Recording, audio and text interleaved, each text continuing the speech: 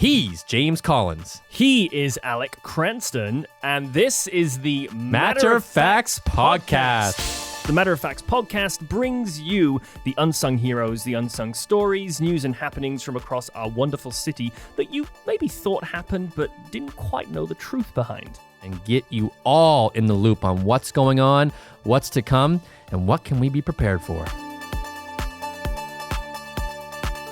Welcome to Matter of Facts. I am one of your hosts, Alec Cranston, here with my esteemed colleague via Zoom, Teams, Google Meet, whatever it may be, Mr. James Collins. Yeah, I am remote today. It's good to be back, Alec. It has been a long time, and it feels like a long time as well. It literally feels like months. Oh, I think it has been months. It's been a while. I feel like summer's kind of flown by, and time at the podcast studio has as well. So super excited to get back on here with you, and we got a great guest today, and we're really hoping to drive some good, solid, better content coming up for everybody, for all of our long-time, one-year fans, and hopefully bring on some new fans and supporters of the podcast. Millions of them. We actually have shaken things up here at Matter of Facts quite significantly. We're in a new studio. We're taking a fresh approach to things. It sounds like Alec Cranston, actually, he left us. He moved on due to creative differences. It's the Sports Illustrated model, the lovely Kate Upton is my new co-host, but using amazing AI voice-changing technology. She sounds just like Alec used to. Isn't that right, Kate? That is correct. And, we're going to change things up a little bit in terms of our structure of the podcast. And, we want to make sure that it's something that you guys want to listen to and you can get it in a good time frame and we don't bore you. That's why we've rambled for 4 minutes. Boom, there we go. We're just eating our own words there. But we're going to stick with a fan favorite. We think it's a fan favorite. It's definitely our favorite. The insane part of our podcast, which is called Insane as the Crane. Insane as the crane. Insane as the crane. Insane as the crane. Kind of insane like the crane. Well, there was only one option for Insane as the Crane this month, and it's essentially HRM's transition into a post-apocalyptic world. Absolutely. A lot has happened since Alec and I last got around the podcast mics. Yeah. We had an awful things too. To be clear, we are not making light of the situation. It truly is insane, and if anything, among all of the tragedy, we have seen the community come together, but we have had fires, floods, extreme heat, many hundreds of displaced people, many hundreds of people who've lost homes, people who've lost animals, thousands of folks whose lives have been turned upside down. Alec and I, and please correct me if I'm wrong, Alec, I know you have just moved into your first house. We were okay. We got out twice because of the fires, but as a preemptive thing, you were good, right? Yeah, thankfully, we live out on the cusp of Dartmouth and Cole Harbour. I call it Dartmouth. She calls it Cole Harbour. So we'll say Cole Harbour. No effects with the wildfires, thankfully. And then with the flooding as well, we still got heavy rain, but we were one of the areas where it was not as much. I think it was 110 millimeters. I convinced Jenna one day that it was liters. She was on the phone with somebody and they were like, "Oh, how much rain did you guys get?" And she was like, "It was 350 was the biggest." 350 what, Alec? And I go, liters. She goes, 350 liters. Her friend was you like, actually measured it. You were there with your measuring cup from the kitchen. That's a noble effort. That's my side hustle. But yes, no, we weren't affected, and but terrible things that happened because of it.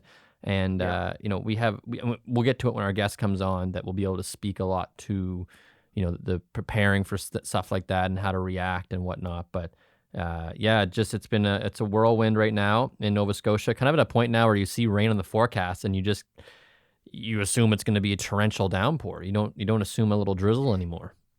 It's been the wettest summer, hasn't it? And I've been here 13 years as of yesterday in Canada. And when I arrived, Hurricane Earl came. I arrived in August. That came in, I think, October. And everyone was saying it's this hurricane. We haven't had one for 3 or 4 years. Then we didn't have anything for 2 years. We've had something bad now the last 3 or 4. Throw in extreme weather in the summer. Well, we've had some crazy winters, but now to have the fires, then to have the floods, and to have extreme heat, something's changing. Yeah. This is a question for our guest. While he's not an environmentalist, and we're teasing our viewers as to who our guest is, but whereas it's not, he's an environmentalist, I'm sure he'll have some opinions as an expert in terms of what he's seeing with the increase in both man-made and natural disasters. Yeah. But I'm I've never been the kind of person that would wake up at 4 a.m. and go on an environmental protest. Not a very active activist for things like that, but I am really scared now. I'm very much starting to acknowledge, accept, and be concerned for the future of HRM. We're an exposed province.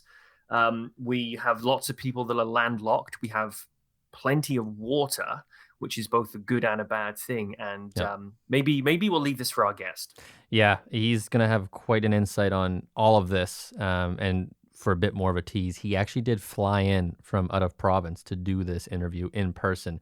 And I know this is kind of ironic because now you're doing it via Google Meet, but initially we said, hey, we can do this recording from anywhere if you'd like. And he's like, no, I want to be there in person to meet you guys and to talk about this in person. So we're very excited. Just to be clear for our listeners as well, when we bring guests in from out of province, obviously there's an expense. They have to fly, they have to get hotels. So just to clear up anything, Jeff, we'll give the first name. When Jeff came in today, just to let you know that his expenses were not covered by us, and he was fully expected to do it on his own dime. Yeah, because we're cheap. We are very cheap. I think we supplied or the studio supplied a can of bubbly sparkling water, which was nice. So that's his perk for coming. He gets some sparkling water. And do declare that to CRA, because it's probably a tax. Knowing the new federal rules, it's probably a tax deductible income. Oh, absolutely. We are talking insane things, and we want to acknowledge the fact that we've had some horrendous natural disasters here. Yeah.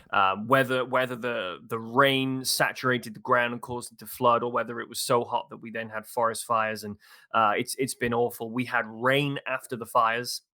That helped. We had a dry period after the floods. That helped. It just seems like we're at opposite ends of a kind of big cyclical curve here. But I hope everyone is well. And I know I say that fully aware many people aren't. Yeah. I won't say too much more on that. And hopefully people are getting the support they need. But whether or not the financial aid is there as quickly as it should be, the community's really come together throughout all of this. And even though I wasn't affected, never have I felt more a part of the community than this. Yeah, absolutely. I think we should just jump right to Reddit. Reddit Roundup. Haligonians losing their minds over minor inconveniences. There is so much we could have talked about in this month's episode when it came to Reddit. It has been the community hub for organizing aid. It's also been the community hub for some light relief. And we're actually mixing the two together for this month's Reddit Roundup, because I do believe that we can find good, entertaining things when the community comes together in the face of tragedy. We can't say that doesn't happen. There's always some light in the darkness. There is, and it is always darkest before the dawn, and things get bad, and then we can return to normality. Yeah. But this month we're featuring a Reddit post that went up at this actually the end of July. Yeah. So last month, but let's pretend. The Mashout King is the Reddit user, and it's a very simple post. It's a picture of, unfortunately, some flooded cars in Halifax. All it says is, "My cake was lost to the flood." And the body is, again, very simple. It was my 30th birthday yesterday, and from leaving my parents' place with my cake, my girlfriend and I got stuck in the flood. As you can see, we had to abandon it, and I left my cake on the dash. So, in short, this is a tragic post of somebody's 30th birthday cake abandoned on a dash after the car got caught in flooding. Man. Well, as usual, Reddit went wild. Yeah. Oh, of course. You know where his priorities are. Hurlsvog said, "So you're saying there's free cake sitting on the highway if anyone's willing to swim for it?" Someone said, "I got a boat." And then someone said, "Who needs a boat? I got some jean short cutoffs. Let's do this." That's probably my friend Acton. He used to love wearing jean short cutoffs, and he would definitely swim out for a cake. Jorts. Sorry, buddy. And someone said, "I got my floaties and some plastic forks. Let's do this." And then the funny one I liked was, "I'd be too distracted by your stupid, sexy thighs." Like the directions they go with this, like where it begins and where it ends. Did you see any funny comments you saw? Well, there's actually a really simple one, and it was right under the thread there that you're mentioning. This is from Darkling414. It simply says, "Alec cannot relate to this, but I can because I'm deep into them. Welcome to your 30s. I saw that one. I saw that one. No, I'm not in my 30s yet, but yeah, you're a little deeper in there than I am. Oh yeah, I'm barreling toward 40 here, my friend. And on that same little sub-thread, I don't know what you call it on Reddit, a sub-thread, Sensitive Ad 5305 said, this one day out of 365. And I agree. Yeah. Lots of people wishing the OP well for their 30s. Somebody asked if it was still there a few days later. But, hope wasn't lost. Hope was not lost, because 2 days later, the Mash Out King once again posted a photo of a kind of ravaged but edible, maybe barely edible cake sat in the footwell, saying, "The cake has been recovered. We went to look at the car and it's completely wrote off. However, the cake looks intact. Wow. If that cake can hold together after this, we as Nova Scotians can." And Reddit just blowed after that. Well, everyone's just saying, is it edible? Don't eat it, don't eat it, don't eat it. Well, I'm sure he's thinking about not eating it, but honestly, if that was me and that cake made it through what it made it through, it's probably a DQ ice cream cake, maybe, I would give it a bite, because I think it's a good luck thing. You know, like it made it through the storm, the cars rode off, but the cake is still going. Got to be some good luck cake. I'd probably take a big honking bite out of that thing. Whatever it does to me, it does to me. I mean, the cake will do something to me, whether it's brand new or in that state, but I might as well try it and see if it brings me any good luck. Well, remember, you can eat anything. You can eat death cat mushrooms. You're not going to live to tell anyone you did. But people always say, well, you can't eat that. You can't eat that. You can eat anything you like. Oh, geez. I could eat anything. this paper. There's people out there, party tricks. They eat forks and cars and things. Anyway, to come back to Reddit here, there was a pretty funny comment on this from Tossaway 1024. Insurance normally covers vehicle contents as well. So enjoy your second birthday cake. Perfect. Honestly, the funniest comments I'm finding are the ones that just say, "Oh, that sucks. Well, happy birthday." But happy birthday to this guy. I feel for him. I'm really glad he got his cake back. I hope he took a bite, as I would. Although we got some insurance experts in here too. That's great. Someone said a part of our heritage, and someone said to auction it off. I'm sure someone would buy this piece of history from Halifax. And that concludes Reddit Roundup, and we are here in the Matter of Fact studio. We have our special guest who has just arrived, Dr. Jeff Donaldson, who also happens to be my uncle. We're thrilled to have him. A little bit of a background. Jeff is a veteran, entrepreneur, researcher, and fellow podcaster.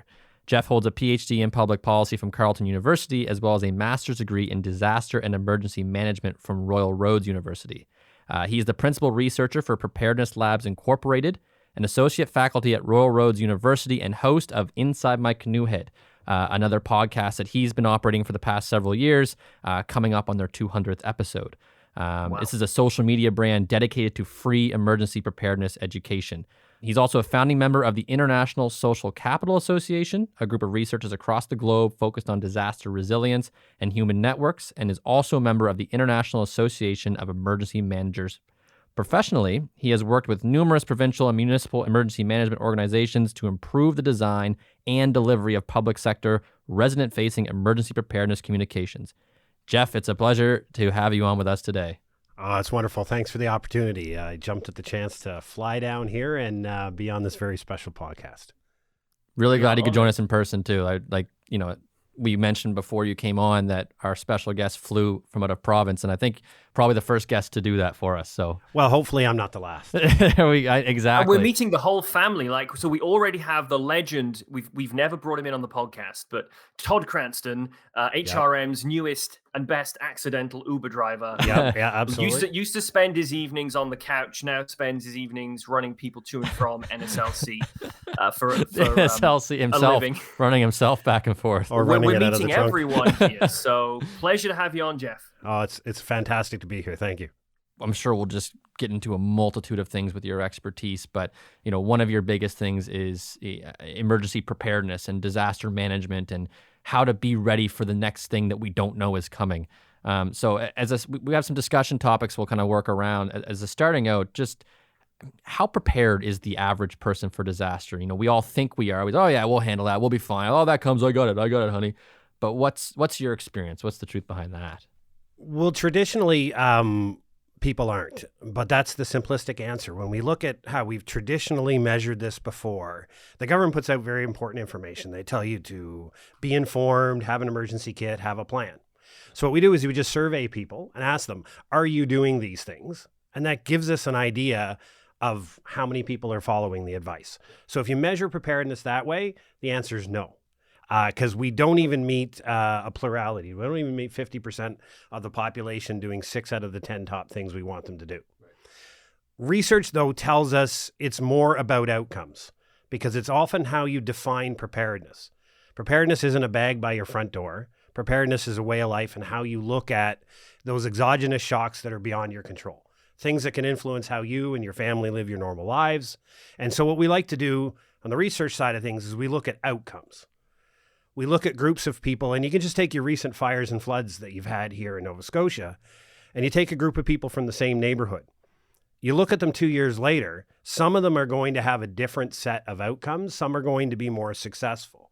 So we as research like to do is instead of surveying what they had in their house before it was time to go, what did they do throughout the entire response and recovery period, and look at what the positive, the best outcomes did best, and then take that information, turn it around and bring it back. And like you said, to inform our resident-facing public sector preparedness communications off things we know that this group did and they were successful.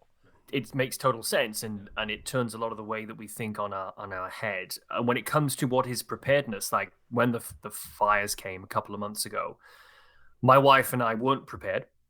But we got the fires within about 2 kilometers of our house, so we didn't have an evacuation order. But my dog, of all things, has quite severe bronchitis, and my wife has what all the family thinks is undiagnosed asthma.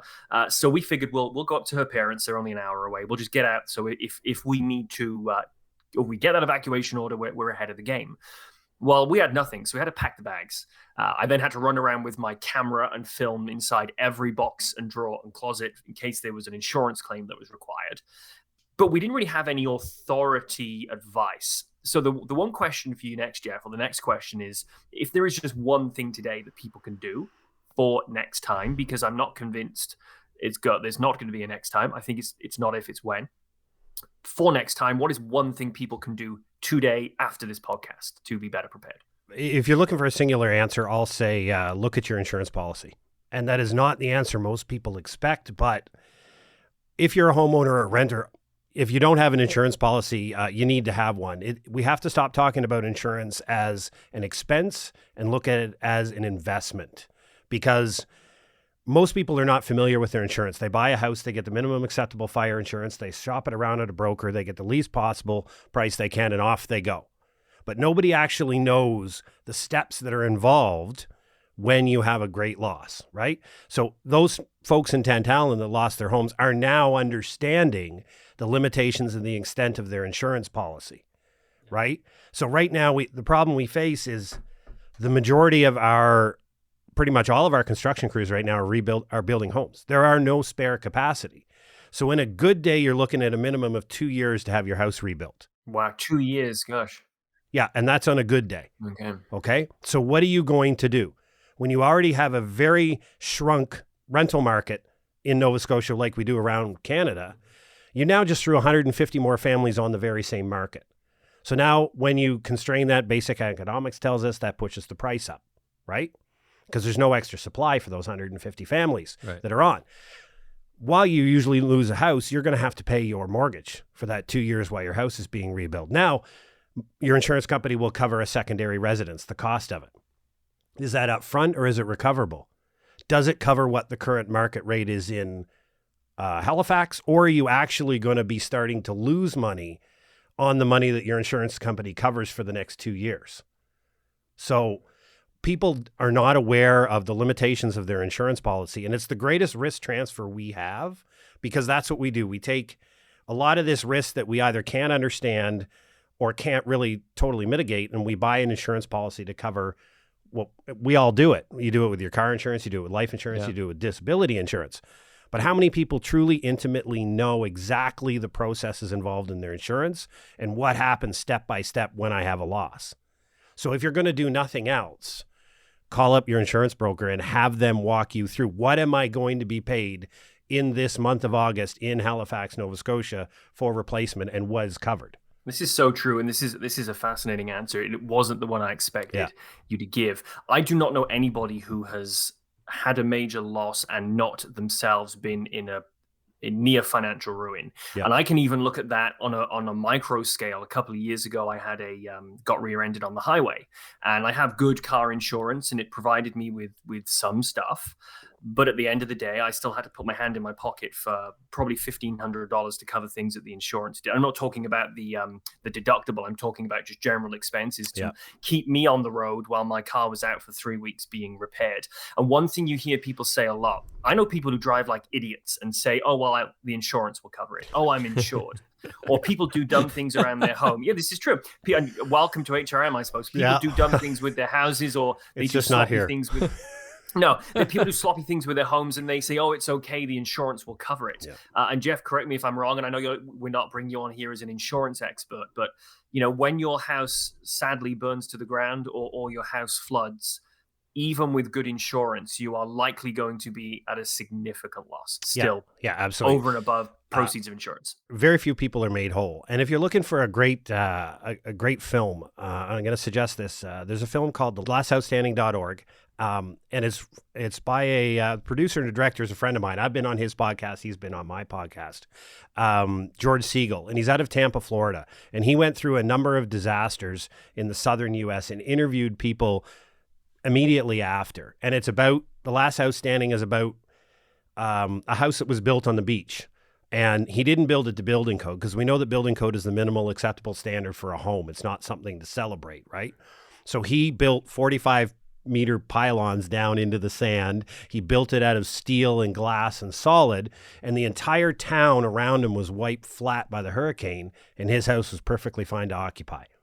And so it's called The Last House Standing, but it goes through the losses you're speaking of, the people who are not made financially whole, the people who have extended losses years in. We have issues with predatory construction companies that can come in, predatory individuals that can say, hey, listen, give me a $10,000 deposit. We know in some situations, I don't know if it happened in Nova Scotia, but people were going around charging $5,000 to put a tarp on your roof in the middle of a rainstorm. You're kidding. Wow. You don't have a tarp. Yeah. Your car's crushed by a tree. Buddy's there with a tarp. What do? You pay him $5,000 and he walks away. So this is crazy stuff. It's understanding that. And so if you own a home, it's $3.99 US if you want to drop that kind of money to watch that film. If not, there's a link on his website to watch it for free. Yeah. It's like an hour and 5 minutes, but it's something every homeowner should watch, and it'll widen your eyes to the risks that you unknowingly face by simply choosing to own a home. Alec, let's get some popcorn. Oh yeah, when the I'd like to watch it. And when the wildfires went down, I remember there was a lot of people on Facebook who were affected by it that were making posts looking for insurance direction because they had no idea where to go. My fiance's mother is an insurance guru, and she had people reaching out to her left, right, and center because there was a lot of insurance companies or people who claimed they were insurance people to try and giving out this different advice to people, and it was brutal. So. I'm glad you said that answer, because I couldn't tell you right now, and I just bought a home 2 months ago. I couldn't tell you what my policy says. I don't even know. I don't have no idea. Jenna handled that, and I don't even know if she knows.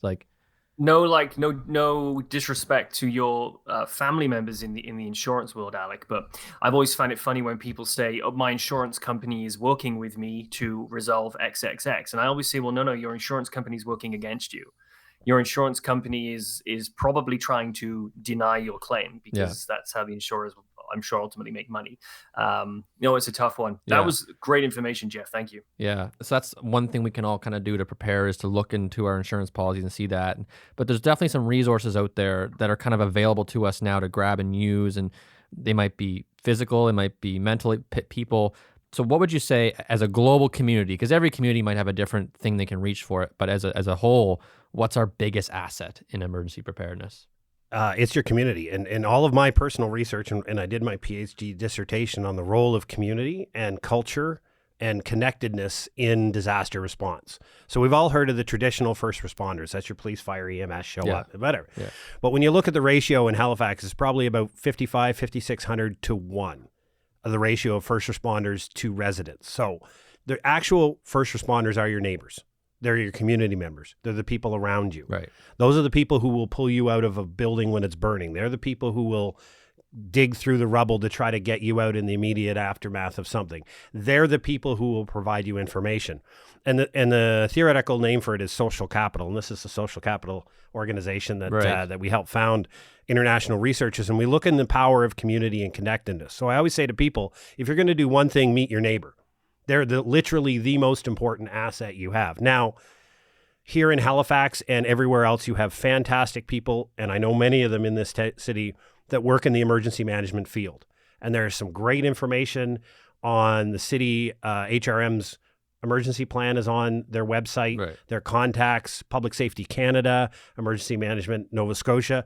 They all have great information to give you guidance on how to take those first steps to become more prepared. But really your best asset that you have is that social community network connection. So, you know, nowadays we're more of an individualistic society than we were collective when I was younger. You know, we went out street lights and all those other drink from the garden hose and those stories that you hear. But we knew our neighbors, 10 houses up, 10 houses down. We knew the neighbors. We knew them by their first name, their last name. We knew everything about them. You talk with them.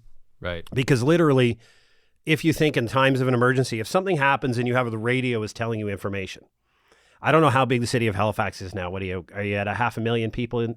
Yeah, around like that. 600, 600,000. So right, I live in the city of Ottawa. There's 1 million people. We have a radio station giving emergency advice to 1 million people. We have 6,500 kilometers of roadways in our city. It's massively laid out. Wow. That information has to be vague because it's coming out to a grand. Right. So the city of Halifax is talking to 600,000 people all at one time. They're not talking to the North End. They're not talking to the South End. They're not talking to Clayton Park, Bedford, Spryfield, all these different areas. You have sources of information all around you. What did you hear? What did I hear? It's Facebook groups. It's you've got a friend in the North End. Well, I now have access to the North End information because I have you as a friend. Right. And if you start picturing that out as a mesh network of connections, you start to see that you actually have access to a plethora of information and people out there that is actually part of your social network. And that's your greatest asset beyond anything that you could purchase in a hardware store. Flashlight. Well, we can go down the flashlight rabbit hole if you want to. I mean, I don't know anybody who had a better outcome out of a disaster because they owned a flashlight. Oh, the flash. I remember one time I won't say who, someone kind of cussed me out for not having, we moved to our apartment or whatever and the power went out or something and I didn't have a flashlight and then I got kind of cussed out by some person about it and I was like, what a joke. Like, what was that flashlight going to do better for me in the end? I turned my phone on. Look, boom, there true. it is. There's my flashlight. Right? Don't buy a flashlight. You bought one when you bought your cell phone. I mean, this is the point of the vague generalistic information that's out there. It's very helpful, but it's vague by its very nature because they're speaking, right? When Public Safety Canada talks to 38 million Canadians, it's not specific, right? We're not all in it. Wind up radio for Q104. yes, but Q104 talks to the city, and if you're in Bedford flooded, and I'm at the top of Clayton Park high and dry, we don't need the same information. And we're not getting it at Q104, right? So that's part of understanding where your sources of information are. Yeah, no, I agree. We're going to ask you to rub the crystal ball here a bit, and I'm not sure whether this is opinion or expertise, Jeff. It probably straddles both. But as an exposed province with everything that's happening geopolitically with climate change, what kind of threats do you think, and we'll emphasis on the think, no one's going to drag this up on CBC in 5 years and hold it against you. But do you think there is any kind of man-made or natural disaster that could become more commonplace? I think as the earth warms and climate change is real, I think though we have a separation between what's actually happening due to climate change and a bunch of climate alarmists. So there is a difference there. We've known that hurricanes are going to continue to hit Nova Scotia. They're not going away. You're going to continue to have wildfires and floods. I think the one part of preparedness, and this is why we look at preparedness slightly greater, I think we don't include economic. When you look at a family, you losing the primary source of income can be just as impactful as losing your house to a wildfire. We don't talk about that in preparedness. So with the 2020s being as disruptive, politically correct, as we shall say, economic is probably the greatest strife that's going to come to the larger population We're not going to see any new things. Like, you're not on an earthquake fault. I grew up here in Nova Scotia, I don't think. Yeah. I live on an earthquake fault in Ottawa. We've had earthquakes there. We have tornadoes that now literally touch down within city limits about every 4 to 6 weeks now. So certain things are becoming more frequent, but it's whether we learn. And I think that's the biggest question, right? So when you look at people who have seen but didn't have a loss between the wildfire and the floods that you recently had, how many of those people have took stock of what happened to their fellow HRM folks and made changes in their own lives? Or did they just go, whew, past that one, missed that one, off I go and I'm carrying on my regular life? Right. How many people have taken that experience of others that they've seen live streamed and some of the horrible loss that happened and looked around their house, right? Simple things like firesmart.ca will tell you there shouldn't be anything combustible within 10 meters of your house. No tree, no box, nothing. How many people looked at that wildfire and go, I'm going to go clear what they refer to as a defensible area around my home? How many people did that? I'm thinking the number's going to approach 0. Yeah. I've got 2 cars within 10 feet of my door because I don't have a garage with 45 liters of gasoline in them. Yeah, I'm more concerned about the people who have these big wooden sheds that store gasoline for the lawnmower, and it's stuffed up against the side of their vinyl siding cladded home, and then they wonder why when a spark flies, all of a sudden their home becomes an inferno. Yeah. I mean, let's be frank. We know how to build homes that are fireproof. Yeah. We just choose not to, right? We can build them out of concrete, steel, and glass, but we choose to build them with wood and vinyl siding exteriors. Right. Fair enough. But they burn when you do that. So it's not like when we rebuild this Tantallon neighborhood, it'll be very interesting to see whether it's rebuilt the way Fort McMurray was done from the 2016 fires. Right. Are you going to build back the home in the very same condition it was in before, out of the very same materials that caused it to burn? Or are you going to rebuild the community in a way that it won't burn again? And the answer is, in Fort McMurray, they built it back exactly the way it was. Yeah. Exactly to the construction. That's what the insurance industry insisted. And so here we are with a city in northern Alberta that is now primed to go up again. Yeah.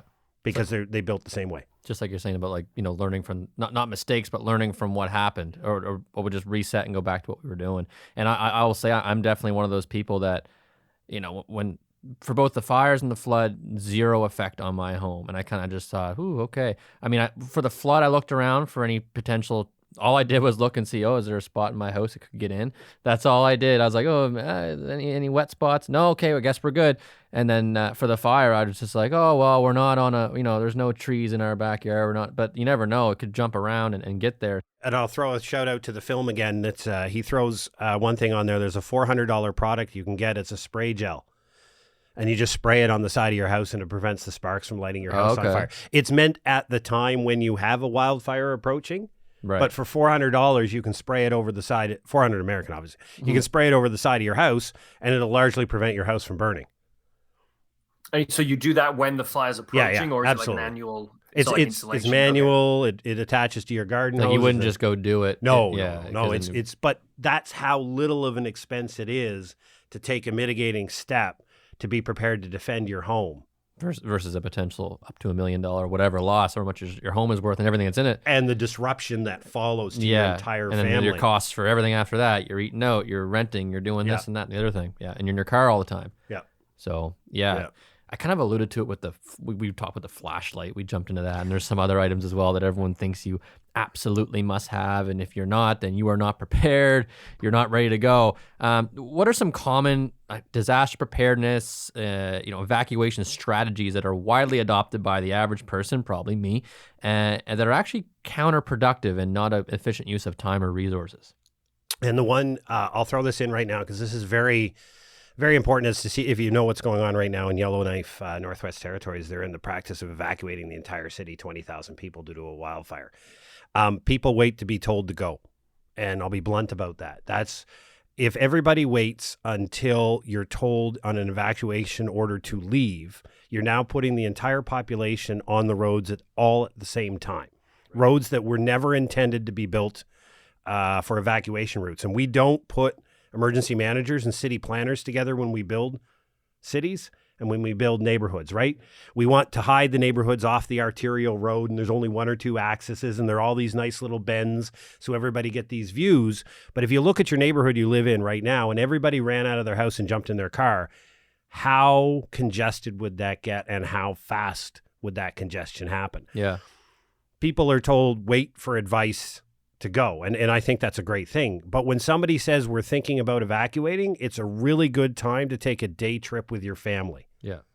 To, like you said, or James, you said, run around and take pictures of things or gather the things you would want to go in times of peace and calm when it's just a warning that you may have to evacuate, and decide today we're going to take a day trip. We're just going to go for a little road trip in the opposite direction of whatever the threat is. Yeah. Don't wait for the mandatory evacuation, because when that happens, you are now log jam on the road with everybody else. And then how many people are prepared to spend the next 16 hours in their car? I feel better now, because when the Farmers Dairy Lane fire in Bedford happened, it got within 2 kilometers of our house. I was on the street with some neighbors, and there's a firefighter up the street, and advice from him was, go if you can. Yeah. They didn't think he was going to jump Highway 102, but when it got there, we would have had an evacuation order. So we did exactly that. Yeah. We called my aunt and uncle-in-law in Dartmouth, and we went around there. We had dinner.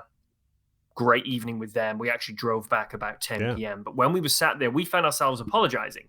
And we were apologizing to them, saying, look, we're really sorry we came to you without an evacuation order. We thought we were inconveniencing them. We said, look, we were told we're next. So we figured we'd get on the roads while we still could. Yeah. And up until 2 minutes ago, when you said that, I always felt that maybe we'd been a little keen, a little premature. No. So that was the right thing to do.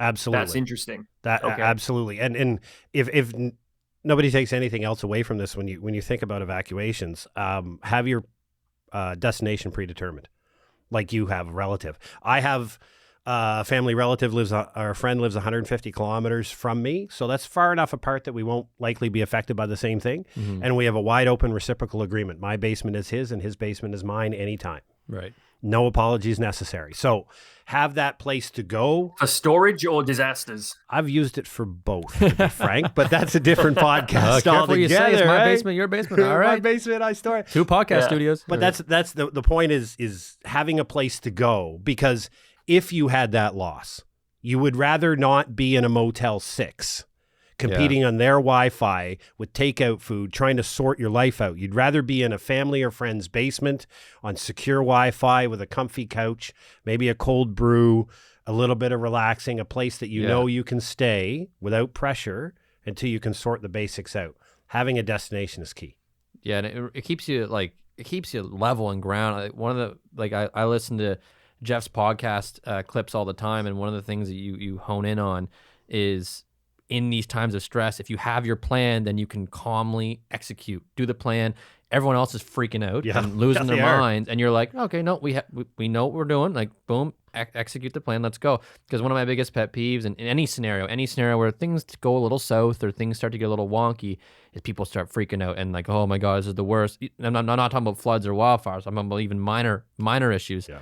And I'm just like, well, no, like, stay calm. Like, that's the only way we're gonna get through this. So by doing that, I'd way rather be in a scenario where I know my plan far in advance, and if something goes down, then I'm like, okay, press the button, here we go. Yeah, and you just go, and everybody in the family knows exactly what their responsibilities are. I mean, it can get complicated if you have kids in school and you have 2 working parents. Who's getting the kids? Right. Are you going to try to figure that out over social media when you have to go evacuate the kids, or is that a pre-assigned role? Right. For one of the parents? So you don't even have to talk. Parent A is moving to get the children right now. Right. Your responsibility is to go do something else. And you've worked this out. And because if the cell lines go down and you can't communicate and you have a preparedness plan that's ready to go, and these things don't cost any money, they're just sitting around the coffee table on a Sunday and figuring this out. Yeah. Everybody's executing their role, and you are tenfold ahead of your neighbors who are running around trying to pull out a cell phone, hold it up to the air, find a radio station, try to find what's going on, and you're executing the task. Holding their flashlight. Holding the flashlight. Yeah, up to the sky with the bat symbol, looking for some rescue, right? one of the very specific but useful things we did with our neighbors, we got dogs either side of us and across the street. We all got together and said, look, if there's ever an evacuation order and we're not home, you are welcome to break our windows and our back doors or our front doors to get our animals. Yeah. So we now know that if my next door neighbors here aren't home and we need to go, they have Noah, who's their beautiful Labrador. We would hack something on the house in order to get Noah out with us. And they would know they can't return home, but somebody has Noah, and we have our dog Tucker. And we know here now that if there was an evacuation order and we couldn't get home in 60 minutes or whatever time they give, that one of the neighbors would break in and get Tucker. And we're not going to be angry that our back door has no glass. So it's odd the plans you make. One that we all made on our street was dogs. What do we do with our dogs? But that conversation you had is what my entire body of research is about. You sat down and had a conversation about preparedness and things that you would work with your neighbors. You built a sense of community, and now you're in a oneness. You're in this thing together. You really are. Mm-hmm. And that is leaps and bounds beyond many other people. So you executed without knowing. It's the number one thing we recommend people to do. And you did it. Let's pivot here quickly and talk about the almighty federal government above us here, and our local governments. Now, we put our trust in them, and you, I'm sure, have done thousands of hours of research into this. I do not know how to mobilize 15,000 firefighters across Atlantic Canada. I don't know however many we have in order to put out fires, but I trust that they do. How prepared typically are local municipalities and our federal government? And what do you think they could be doing better? They're actually very well prepared. And I'll jump in the middle because the number one level of government in preparedness in Canada is provincial. The federal government is not, really? Okay. It's not a parent-child relationship in emergency management. The provinces are the best funded, best trained, and well-organized machine you have. So the response to the fires and the floods here that happened in Nova Scotia, and like you said, mustering up all of the firefighters together, the government does an exceptional job at the provincial level for this. Now, municipalities, it's a function of taxes, right? To build an emergency management office in the city of Halifax costs money. East Hants can't do that, right? So it's going to vary at the local level all across the province based upon your task and resource base. The city of Halifax obviously can. Right. City of Ottawa has 14 or 15 full-time employees that run the Office of Emergency Management. They can fund that. The next city over, they don't have anybody. Everybody's part-time. So at the provincial government, they do an exceptional job. The federal government is basically there for additional resources that don't exist. Like we see right now in real time as we're recording this, the Royal Canadian Air Force is evacuating people out of Yellowknife. That's a resource the provincial government doesn't have. They get that resource from the federal government. So they're very good at having specific sets of resources. Where the population errs is what I call the expectation gap. The expectation that the average citizen has of the capacity and capability of the public sector to respond to an emergency is way over their actual capability. What you think the province should be doing for you right now far exceeds what they actually can do for you. And when you understand that, you create something we refer to as the preparedness gap. So that's things that need to be done following an event. The province is going to do what it can. What is missing is now your responsibility. So it's the individual doesn't accept personal responsibility for their outcomes in response to a disaster because they have an outsized belief in the role and responsibility of the public sector. Now they're experts. They know what they're doing. I have nothing but accolades for them, but they are exceptionally limited in the tools and the numbers that they have. So people have this, you see them all the time. The power's out for 4 days and they're screaming like it's Armageddon on TV and the news and my life is over because the power's out for 4 days. And I would answer, well, what was your plan for the power outage? Oh, you didn't have a plan. You thought it was... I had one power bank that gives me two phone charges. Exactly. Yeah. Or I have a freezer full of $700 of meat, but I have no way of powering that freezer when it goes out. And it's, Nova Scotia Hydro's responsibility to get my lineup way up in rural somewhere within 24 hours. Well, if you want that capacity level, they can do it, but you got to like triple your taxes. And so the answer to that is 0. So Yeah. it's an expectation gap people have between what they can and cannot do. I find it turns into the blame game too a lot when that goes down. Like it does. Immediate, rather than looking for the solution and how you're going to handle it, it's, oh, Nova Scotia Power or whoever, the government's fault. It's somebody. They got to take care of this. This is so slow. And it's like, okay, that's your opinion. Whatever that is. But you have a situation you have to attack right now. What's something that we, as individual families and households should prioritize moving forward with regards to being prepared for the next thing, whatever it may be? Like, what should be our number one? I know you said we could go do and, look at our insurance policies today, but overall, just what should we be prioritizing? I think looking at it through a scenario lens is probably the easiest for individuals and households, because if you start saying, okay, I need a hurricane preparedness plan, I need a power loss preparedness plan, I need a flood preparedness plan, we can go down that road and it becomes just excessively difficult for people to execute, and they don't. Disaster impact reduction is, I need to be ready for the power outage. It doesn't matter why the power's out. So when we think about, there's 3 scenarios, and there's probably 20 things that could happen to you in Halifax that could cause a disruption in your life, right? So if you think of it across the spectrum, we like to plan, and this is something that I take from my Army days. You plan for the most likely and you plan for the most dangerous. And by planning for the 2 ends of the spectrum, you're likely going to catch everything else that's in the middle. Right. So from an emergency perspective, the most likely is a power outage. Have your family emergency plan ready to go for a power outage that lasts 3 or 4 days. That's the most likely event that will occur. Flooding could have knocked it out. Wildfire down a transmission line could knock it out, whatever. Yeah. The most dangerous is always evacuation. It is the most impactful and the most dangerous thing for a family to go through because of the potential outcomes of it. So you need an evacuation plan. And like James said, it's about knowing where you're going, knowing what you want to take, and knowing what everybody's roles and responsibilities are in that plan. Right. So if you have an evacuation plan and you have a power loss plan, you're likely going to cover everything, because you're either going to shelter in your house with your family and your furry pets and wait it out with your power loss plan, or you're going to execute your evacuation plan and you're going to have to leave your residence. The number one plan that you really need to have, other than your standard emergency plans, is when I'm fired tomorrow, what am I going to pivot to? How am I going to earn an income? You have responsibilities, financial, you have family members.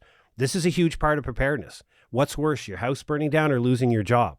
What about the folks in the wildfire that we don't talk about, whose houses didn't burn, but their place of business did? Right. So the wildfire took out their income. Right. Now they have no possibility to earn money right now. What is their plan? Right. A lot of people at the beginning of the pandemic didn't know what to do. They sat back and they waited for the world to right itself. And now 3 years later, some of that's still not upright the way it was before. Some people had a plan and said, this doesn't look right. I'm pivoting left. I'm going to go do this. They executed that plan. They had a small period of hurt. They had a few dollars set aside for that, and they went. Yeah. So really, I mean, you're most likely, you're most dangerous for emergency, but you got to have that plan for when you walk in and you're met by HR in the lobby and your desk is already cleared out. And here's your box. Well, it pretty much, and it happens. It happens to people regularly for doing great work because companies resize. And it's just as much as preparedness as a flashlight. Yeah. I had never before considered how an economic loss to a breadwinner could almost trump the impact of a natural disaster causing you to lose your property. And I think that's the big takeaway here actually is, and even your job, how your job goes beyond things people think about, which is probably weather events. Preparedness is, from a research community, it's a whole of life. It's a theoretical lens through which we examine the world. And so you think about being prepared for an exogenous shock is an old Stoic philosophy. It's just being ready to deal with events that are beyond your control, but they impact your life. Are you going to run around with your hair on fire, or are you going to choose to execute a plan that you created? Those are it's a binary choice. And so, and it's a choice. Some people choose to do nothing. That's the easiest thing, isn't it? The easiest thing is to be apathetic, avoidance, whatever you want to call it, and people choose not to. And then that's when you see the blame game with the government. Yeah. The government support program for me is not big enough. Well, is it augmenting your personal preparedness plan, or is it your preparedness plan? I call them the blissfully unaware, the people that run around life just blissfully unaware of the risks that they're assuming by choosing to live where they live and work where they work. Yeah. Absolutely. Yep, absolutely. Dr. Jeff Donaldson, fascinating, and we're pleased you came on. This was amazing, and I learned a ton today. Going forward too, like if you want to hear more on emergency preparedness, like Jeff said, his book, but also Preparedness Labs Incorporated. Can you tell us a bit about Preparedness Labs Incorporated, just for people? I mentioned it in your intro, but on what that is, just briefly. So it's a research and education firm into emergency preparedness. So we do provide education to companies and corporate entities that want to provide emergency preparedness education to their employees. We're looking at doing a comparative analysis right now of all 13 provinces and territories and their public sector resident-facing emergency preparedness communications. Okay. Because we're trying to understand from a research perspective, what are the governments telling people to do? Right. Because there's two parts of the conversation. There are three parts. There's the message, there's the medium, and then what does the guy on the other end do? Yeah. So we're studying it through research, and we publish a journal 4 times a year with the latest research that our team puts together. Okay, perfect. Yeah. Okay, well, check that out online. And of course, check out Inside My Canoehead. We have it's nice to have a fellow podcaster on the podcast. Absolutely. He's a veteran podcaster. He's been doing it longer than us, but we're very happy he was able to take the time to fly in to do this with us today. It's an absolute pleasure. Thanks again for the invite. Thank you. Thank you once again for tuning in to the Matter of Facts podcast. But you can get more of us. You can subscribe on any good podcast provider. You can follow us on Instagram at Matter of Facts Podcast. And for all that great feedback and abuse, you can send it by email to halifaxpodcast@gmail.com. And of course, you can always find James Collins and I on the internet. Please do get in touch, and we look forward to seeing you next time.